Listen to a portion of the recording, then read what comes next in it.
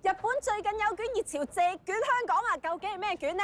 手卷、加州卷定係蛋卷啊？全部都錯啊，係成人卷啊！咦，係咪食得㗎？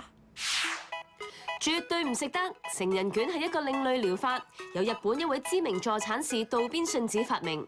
意念嚟自一種叫嬰兒卷嘅療法，將 BB 卷曲包住，模仿胎兒喺母體內嘅姿勢，令佢覺得舒服啲。用喺成人度就聲稱可以改善身體僵硬同埋姿勢問題，甚至話可以舒緩背痛、肩痛同埋釋放壓力。成人卷做法好簡單，放一張軟墊喺地。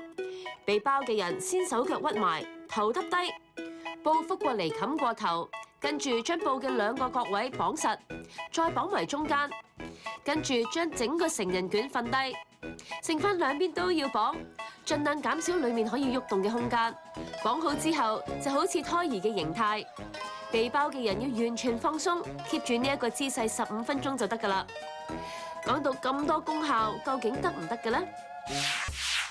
有人認為呢一個成人卷有啲似瑜伽嘅動作，我哋揾嚟4位有2年或者以上做瑜伽經驗嘅朋友做個測試，以佢哋比平常人較高嘅柔韌度做成人卷嘅效果又點呢？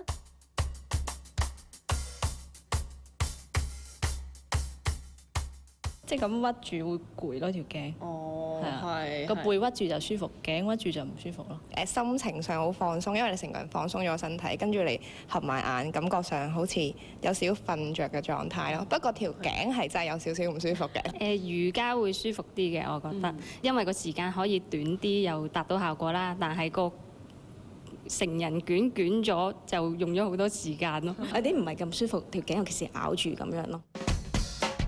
咁喺瑜伽入面有冇相類似嘅動作呢？我哋去請教有45年瑜伽經驗嘅的神教練。的神，其實瑜伽當中咧有冇一啲嘅動作好似呢個成人卷咁樣㗎？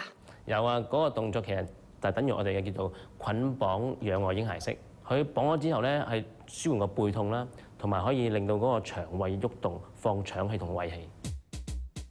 呢個瑜伽動作分別用3條帶，第一條側喺腰部。